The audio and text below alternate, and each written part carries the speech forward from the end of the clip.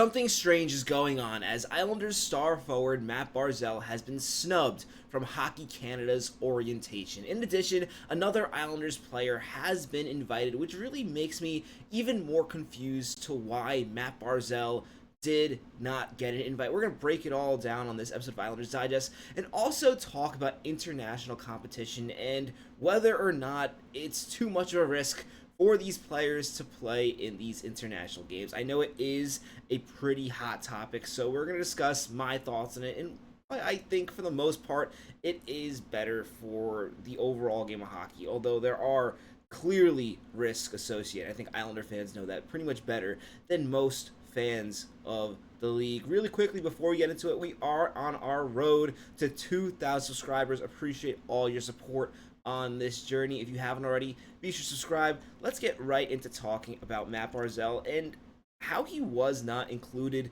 in this list. Honestly, this did shock me a little bit. Not even because Mat Barzal himself is not on the list.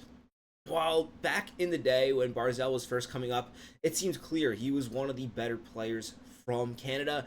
His stock has really taken a step back, and especially in recent seasons, the additions to injury woes, on top of just not putting up huge points, I think a lot of people undervalue Mat Barzal. And if you look at this list, there are a lot of players that I would not put Mat Barzal on this list over. But then there are some other players that really confuse me, honestly. Connor Bedard, while I think he is going to be an incredible talent in the NHL, really hasn't done anything to prove himself to be on this roster. If you look at his stats, he's barely had any seasons better than Mat Barzal. And let's be real, I think Connor Bedard is going to be a better player than Mat Barzal eventually. But right now, it seems a little odd to have him on this list. Travis Konechny is another player. Tom Wilson, and I know they play a different game, but still, it's kind of odd for them to be on this list. Other players that really drew in my attention is Ryan Nugent-Hopkins.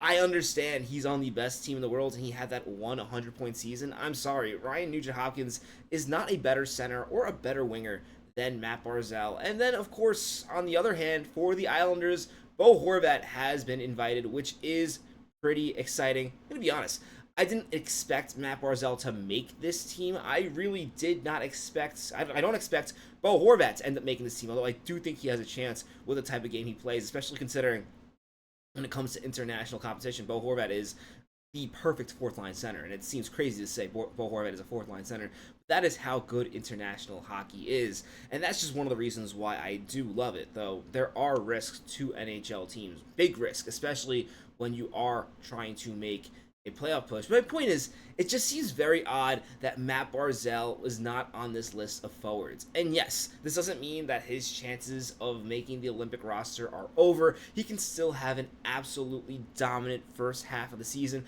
which is all what we all want to see. And if anything, this gives him a bit more motivation to have a big start to the season, which I think Barzal needs to have. A year ago, he had that 80-point and 80-game season, finally getting back to a point per game, which is what we wanted to see for so long. And then this season, he gets injured early on. I'm really hoping that Barzal has another point per game season next season. I think the Islanders have enough talent where I don't think Barzal is getting to 100 points or anything crazy like that. In fact, I don't know at this point if Barzal has 100 points in him. Early on in his career, I thought the Islanders just did not surround him with enough talent, and if you gave him more talent, he did have those 100 points. I don't know if that's the case anymore, but I definitely expect 80 at this point. And if he does have a season like that, it also shows what he can do defensively, because I do think Barzal is such an underrated player defensively. We'll see if he gets on the Olympic roster.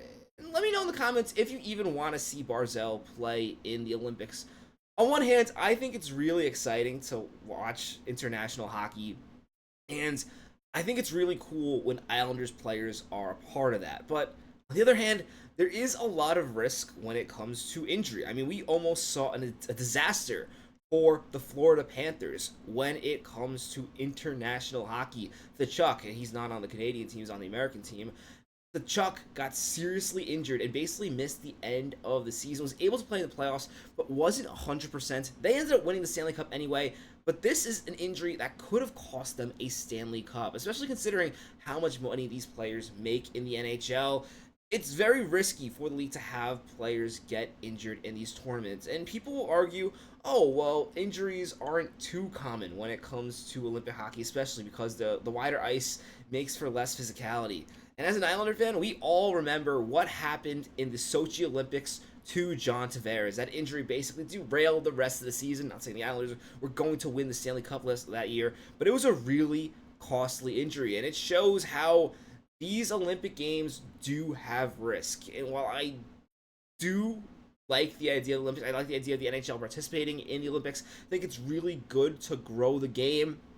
I think it really does have a big impact, especially on getting more people around the world playing hockey, and even people in the United States and Canada getting more excited about this sport, which in turn leads for better talent in the future. I just think it's something to consider. Also, the fact that John Tavares is on this list and Mat Barzal is not at this point, I get it. John Tavares had another 30-goal or so season, but seriously, at least in my, and I could be biased, so let me know in the comments. I think Barzal is a significantly better center than John Tavares, especially considering the competition, not the competition, but the talent they play with on their respective lines. John Tavares is playing half the season with Nylander. Sorry, I lost the name there for a second. He's playing with Nylander, because I was going to say Marner, but Marner plays with Austin Matthews. Meanwhile, Mat Barzal is playing with Anthony Duclair. Really not a fair comparison.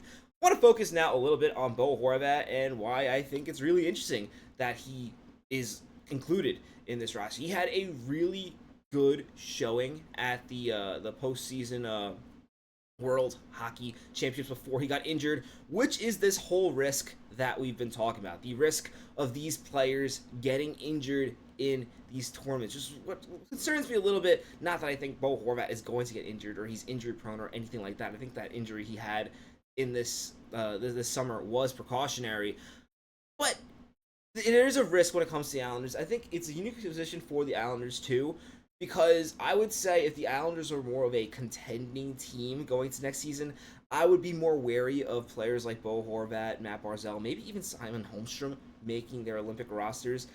Considering that the Islanders' season next year is meant to be a toss-up anyway, I kind of like the idea of them playing against that competition. Last year, I was actually terrified of Brock Nelson getting injured in that Four Nations tournament. We know how much value the Islanders got for Brock Nelson, and a lot of players got injured in that tournament. Could have been a complete disaster. First round pick, that would have been a brutal blow if Brock Nelson got hurt. But it's really interesting that Bo Horvat is actually being considered for Team Canada, just because the points don't light it up, and Team Canada has so many stacked players.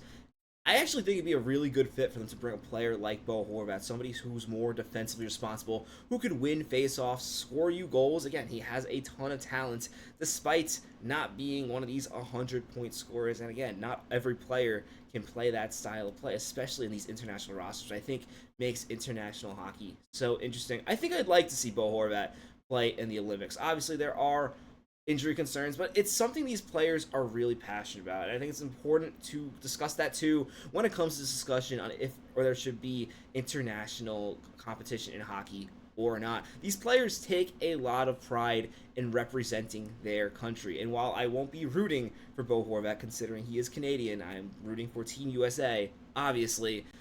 It'd be nice to see him get a look, and also good for him to play with all the best players in the world. I think that really helps sometimes players elevate their game. And take a quick look at the rest of players who got invites.